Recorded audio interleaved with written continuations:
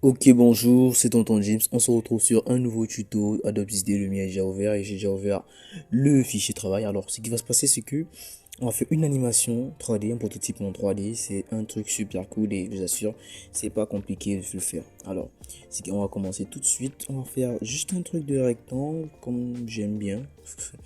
Ouais, comme j'aime bien. Donc, on va arrondir les bordures de manière très précise. On arrive ici, on récupère comme ça. On va faire, on va mettre la couleur, hein. On met la couleur, une belle couleur un peu claire là, ouais, une belle couleur. On enlève la bordure. Vous avez remarqué que j'aime pas trop ça souvent quand je fais mes rectangles. Enfin, c'est mon choix, hein. Chacun son truc. Donc, on a fait comme ça. Après, duplique, vous dupliquez, vous placez un autre ici en bas. Ah, j'ai fait même deux. Je crois que l'idéal serait d'augmenter. Voilà, parfait, c'est aligné. Si vous voulez aligner, vous connaissez où on aligne. C'est vous alignez ça ici. Ok, maintenant celui-ci, on va le mettre une autre couleur. On va le mettre la couleur vert. Voilà. Maintenant, ce qui se passe, c'est que ce qui se passe est très simple. Ce qui se passe en fait, c'est que vous allez dupliquer. Quand vous dupliquez, voilà, vous avez vos deux rectangles. Vous avez vos deux rectangles, vous avez vos deux formats. Voici la position initiale, voici la position finale. Et on pourra faire un switch. Voilà, pour entrer, aller comme ça, aller comme ça, aller comme ça, aller comme ça. Maintenant, ce qui se passe, en fait, la position finale, on doit bien la gérer. On va bien placer les choses. Voilà. Voilà. Maintenant, quand on dit 3D, 3D veut dire qu'on va cliquer sur ce format, on va le mettre en 3D. Et maintenant, regardez un peu ce qui va se passer. De base, on est sur ce format. Ce format, la façon dont ça présente, c'est comme ça. Voilà. C'est comme ça. On est comme ça, voilà, oui. Et quand on va arriver, on sera aussi comme ça ici, là. Donc, ce qui se passe en fait, c'est que quand on est ici, si on clique ici, on arrive ici. Et si on est ici, on clique ici, on arrive ici. Donc, ici maintenant, ce qui se passe en fait, c'est que ici, on va faire une sorte de rotation comme ça. Voilà. Oui, comme ça. On va un peu plus ajouter. Et ici, on va juste faire comme ça. Voilà. Voilà. Donc là maintenant, quand on a fait comme ça, tout est parfait. On va juste on tourne un peu mieux parce que ça se sent pas. Voilà. Voilà. Donc on peut même aussi décider de tourner dans ce sens, hein. Tout est possible. Tout est possible ce soir. Ouais, si ça vous intéresse. En fait, la possibilité est vraiment comme on veut. Ouais, en fait, on fait vraiment comme on veut. Voilà. Donc maintenant, on vient en prototypage. Quand on vient en prototypage, c'est là en fait où tout le schéma commence à se dessiner. Quand on vient en prototypage, alors on dit que bon, quand on va cliquer ici, on va arriver ici. Animation automatique, bon ça c'est parce que j'avais déjà fait un truc, voilà parfait.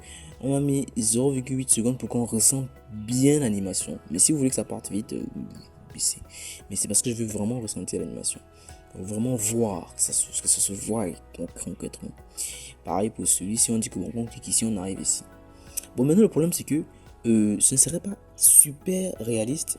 Que bon, ce serait pas vraiment très cohérent le fait qu'ils sont là placés comme ça, mais on les voit pas bien. Il faut un truc qui va montrer que celui-ci est en arrière-plan, celui-ci en premier plan, tout ça.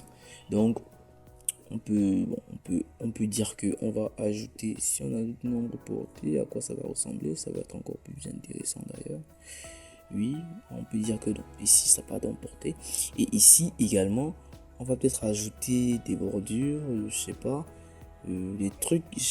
On va baisser l'opacité. J'ai envie fait d'ajouter un truc qui va montrer vraiment que c'est pas du tout lui le, le king, soit celui, la vedette. Voilà, si je puis dire ça comme ça.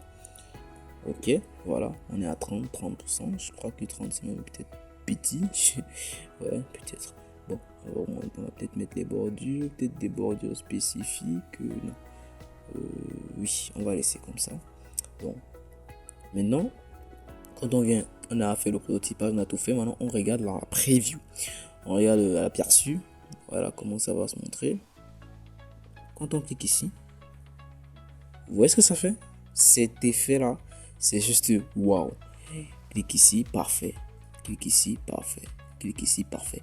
Vous allez me demander pourquoi est-ce que j'ai choisi juste que ce soit celui-ci qui défile. Le problème, c'est que si les deux défilent, vous savez, souvent, on dit que la simplicité est aussi un excellent design. Et c'est pas faux. C'est une réalité. Le fait de juste faire celui-là, si on mettait les deux, ça allait tourner, ça allait tourner partout, partout. Et ça n'allait pas vraiment avoir ce petit effet-là, ce petit truc-là qu'on recherche. Donc, ici maintenant là, c'est ça qu'on recherchait et qu'on a enfin trouvé. Et quand vous mettez 0,8 secondes, ça fait que c'est pas très rapide, ça fait qu'on a poussé de tout voir, de bien apprécier l'élément. Parce que si on vient par exemple, prototypage, on vient ici et on met peut-être comme d'habitude 0,4 secondes.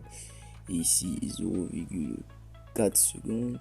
Quand on clique pour voir, c'est trop rapide, ouais, c'est trop rapide, c'est pas ça, c'est pas du tout ça. Donc on met le 0,8, on clique et maintenant on profite de la sensualité de l'animation, on profite de la finesse de l'animation. Donc c'est ça qu'il s'agit. Et des animations 3D comme ça, vous pourrez en faire dans pour n'importe quelle application, site web et consort. C'est juste excellent et vraiment je vous invite à le faire et à profiter à laisser votre créativité se déchaîner et consort. Alors sur ce, moi je vous dis à la prochaine sur un autre tuto sur Adobe XD. Ciao.